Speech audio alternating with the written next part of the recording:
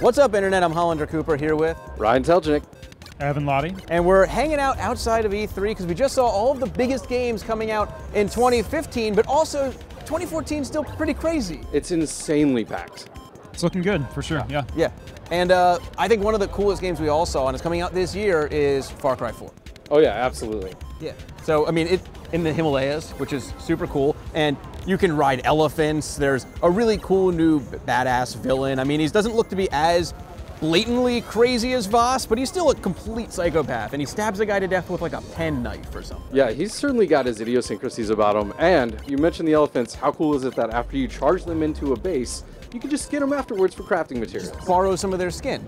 That's cold. Wow. It's you a did little that? cold. Man, Yeah, I did. Crazy. I'm pretty hyped about Evolve. Yes. You guys got a chance to play Evolve? Yeah.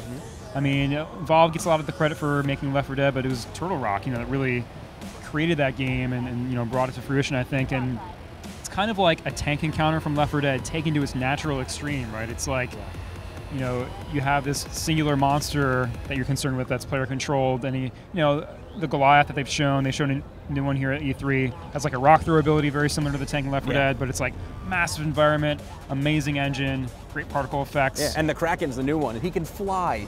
Yeah. just jump around and fly. It's crazy. I was really hoping for that sort of asymmetry, so it's looking great, yeah. Well, I don't know about you guys, but I know one of the games I'm absolutely most excited for this holiday season is Dragon Age Inquisition.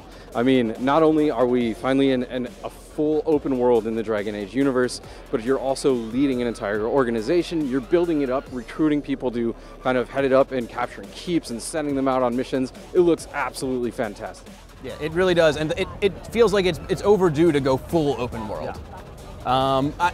I also, to kind of go back to Ubisoft myself, Assassin's Creed Unity looks really cool. In terms of, I'm sorry, editor-in-chief of PC Gamer, this is, you've been dealing with this for a while, but for us, having that strong of graphics on consoles is a huge deal. The game looks unbelievable. Welcome to the future. I know, but it looks unbelievable. Set in France during the Revolution. They showed off a few different scenes. Yeah. It really looks cool, and looks like thousands of cool-looking characters at a time. Literally thousands. It's genuine. There's that one scene, it looks like there's 1,000 people. It's crazy. The amount of people on screen is insane, and not to mention the 4-player co-op stuff looks amazing, and I cannot wait to see more of that in action. So we haven't had a good Lord of the Rings game in quite a while, I'd say. That's an understatement. Yeah, no kidding. So Shadow Mordor, though, from Monolith, guys that made Fear way back in the day, No One Lives Forever.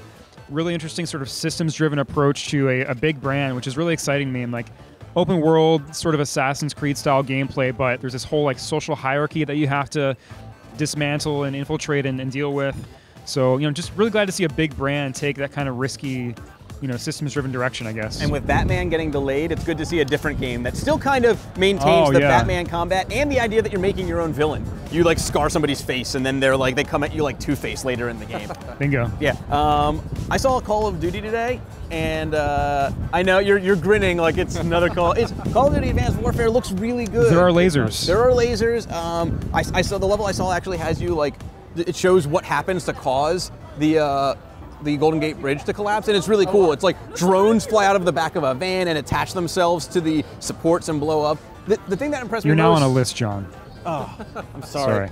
It looks really cool, and I'm just impressed to finally see Call of Duty make that visual jump to the next generation, because Ghosts didn't. Right, and I'm also excited that a lot of the tech that they're using in the game, especially those exoskeletons, I mean, we see there are actual prototypes of that exact military equipment now. So it's really cool to see it's kind of bringing it to that. One day they may finally invent in the real world a knife that's a one-hit kill 100% of the time to deal with all the bullets that are basically nothing. Well, while we're on the topic of Activision and shooters, let's talk a little bit about Destiny. Let's. I mean, I've been playing the alpha first look right now, and it's really, really interesting because it's basically, almost exactly what we thought it would be. It's a shooter MMO it's a healthy mix of Halo, Borderlands, and Mass Effect. I think is a really good description, and the missions are really cool, and you can team up with your fire team, your friends, and it has a really good feel to it, and I think it'll do a great job of bringing MMO-style gameplay to the consoles unlike any other game that has before. I need to fanboy for a second. I played some Smash Brothers on 3DS and the Wii U, and it's so good. I mean, so basically, that's what I've learned this week. Yeah. No, yeah. Basically, if you've ever played a Smash Brothers, you know exactly what you're getting. It's just the new Smash Brothers, a lot of cool new characters. Pac-Man's in it.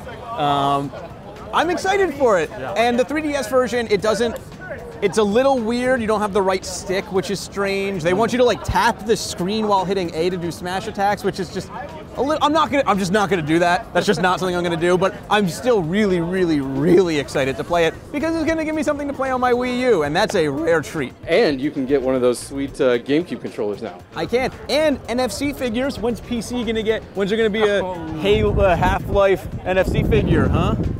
I don't know. I can buy like a several $100 statue if I want of Gordon Freeman. And just shove a USB drive with the entirety of the Half-Life series into the back of his head. Pretty much. So Battlefield. Hey, there's a new Battlefield game coming this year. They got leaked earlier, but coming in October, Battlefield Hardline. We're actually not that big on it. It feels kind of like, after having played it, like the beta's out right now on PS4 and PC, of course. Feels a little bit just kind of like a port of Battlefield 4 reskinned, but we can't deny that it's still going to be a very popular game. I think it's going to be played either way. A lot of passionate games for that franchise. I'm excited to see them still try to do Levolution on a Cups versus robber scale. Well, Coop, you had mentioned before too, like it is a little weird when you think like 32 robbers versus 32 cops. When I saw the game, I'm like, how many instances were there where they're just like, yo, me and my 31 buddies are going to rob that bank. You better get 32 cops to deal with us. It's like, hey, you guys got the escape helicopters ready? Oh yeah, we got 14 of them up there. I think the end result will be fun either way, but it's weird. You can't deny that it's weird that like all the cops in the game and all the robbers have parachutes. Well, they planned really far in advance. They did. Welcome to the future, man. They did. So repacking parachutes. It's 2014. So what standard issue. Come on. I know. I'm not a very good criminal or police officer. Really not. But what else are we missing out on here? Is there anything else that we're looking forward to this year? Well, there's an exclusive coming to Xbox One pretty soon, actually, Sunset Overdrive. Yes. And this is Insomniac's game, Insomniac's newer game. It's very, very interesting premise. Like they were talking a lot in some demos at E3 today about how, you know, the idea is, what if the apocalypse was actually kind of fun and people had a really good time and they suddenly pleasant apocalypse. They all rubbed soap all over their shoes so they could grind on rails all day long, you know? And it's just like, what I love about that game though is its mobility. Like you're moving so quickly around the arenas, blasting the infected people that drank some really terrible energy drinks, so they're zombies now.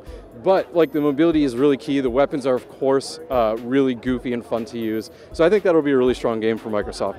So I know it's a remake, and I know that there's a lot of big remakes coming out this year, but even more so than like The Last of Us and Halo, I'm excited for the remake of Pokemon Ruby and Sapphire in Alpha and Omega. It's just a really cool concept to bring them back in full 3D, because that's like the only Pokemon game I've never played, and they finally showed off. They have the Mega Evolutions, though I think they're De-Evolutions. It doesn't matter what they're calling them. You get to turn giant cool monsters into other giant cool monsters.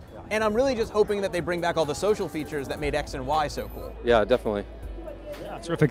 Finally, I would like to say Civ. You know, Civ is one of our most anticipated games on PC, of course. Really interesting to see them take Civ into a sci-fi context, you know, set in the far future where humanities have to abandon Earth and settle on a new planet. And just, I think it's going to allow them to, you know, do some interesting design stuff that they haven't been able to do, working with sort of, you know, the world history as a theme. So, and it feels like they said they're pushing forward with like storytelling, which is something that it kind of always happened organically with Civ. So it's cool to see them give you more tools to tell your own story of taking over a planet. Yeah. I mean, totally new set of enemies, and you encounter aliens. There's actually a tech web instead of a tech tree, so it kind of flows differently. The future is all web. Different victory conditions. So it's just nice to see that series get a full refresh, I think. Yeah. Agreed. There's a ton of really cool stuff coming out this year, and I believe the people watching this video are going to be able to read about it on 2 different websites. GamesRadar.com. And PCGamer.com, of course. So be sure to check those out and to watch both of our YouTube channels and all of that, and we'll talk to you later.